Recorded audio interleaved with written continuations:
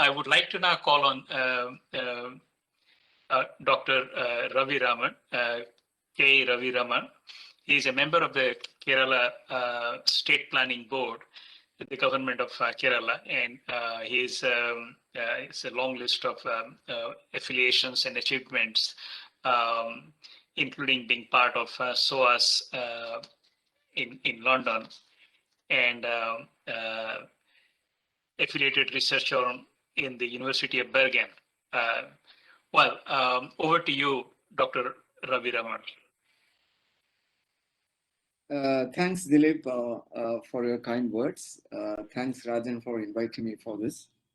Of course, I mean, I have gone through the policy brief and I find it quite interesting. I mean, I would even say that let this be the policy turn in the migration studies in India. I mean, there is every potential to label it like that because Rajan and Bhagat, they have explained, I mean, how best or why we need to respect the rights of migrant workers. I mean, in terms of access to accommodation, health, or livelihood, and so on. So I would say that this could be the beginning of the policy turn in migration studies with respect to India. As a historian and a political economist, and also as a planner for the last 5 years, of course, at the moment, I'm not a member of the planning board because it is yet to be reconstituted. I was a member until recently during the last regime. The new board is not yet constituted. Anyway, as a historian, and I would obviously follow Arjan, because historically, how do we understand this? That's one point that I wish to say. And then I think I have space to say 2 more points if I follow the stipulations of Dilip. The first one, I would say that, look, we need to unlayer the process, what exactly is taking place. So as a historian and a political economist, when you combine these 2 disciplines, I would say that what is taking place in India at the moment or historically is nothing less than devaluing of labor in general and migrant workers in particular. This process of devaluing is something which is to be addressed seriously. You look at what really happened in the case of a countrywide lockdown. We all know the history, and I don't need to explain it. But if you look at history again, as in the case of Arjan, one would find that in the 1930s depression, for instance, I mean, whenever the workers were in need of the presence of state, we found that the government simply abandoned them. So what happened when the capital was in crisis? That crisis got transferred to the workers, and that's what's happening now also.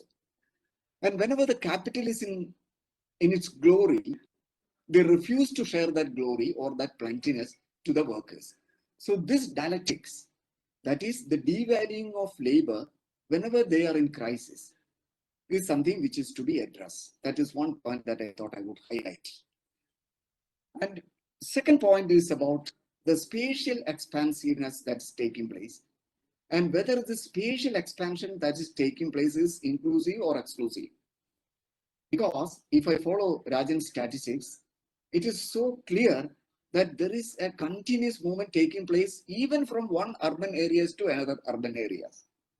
That is, they are leaving one city to another cities, leaving cities to mega cities, leaving towns to cities, and from there to mega cities. So whenever they move like this and when they become the circular migrants, whether the state has been inclusive or not, that's a point that we need to highlight and address. And I would find that it has not been so, because legally or socially and economically, it has not been so. Why?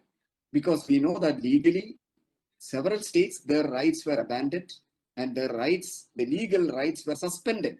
Whether you take Rajasthan, Gujarat, or other states, their legal rights, the laws were simply suspended during the time of crisis. From there, I will come to the third point, that is called, we need a comparative understanding of states. Then only we can go for a solid policy framework with respect to migrant workers.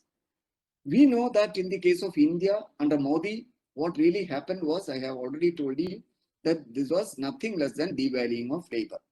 But remember, there are states in India like Kerala where we have revaluing labor.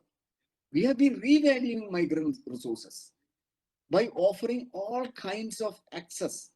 I mean, whatever Rajan and Bhagat have explained in their policy brief, whether it was with respect to access to accommodation, access to health, or access to livelihood. We have been able to provide that.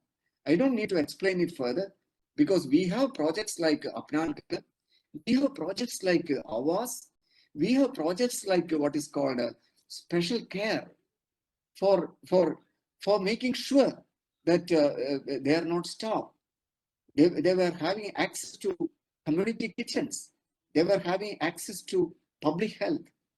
And that sort of facilities we were offering. So what I'm trying to say with respect to the third point is that if at all we really want to develop a policy framework, we need to go for a comparative understanding and we need to locate the nature of the state.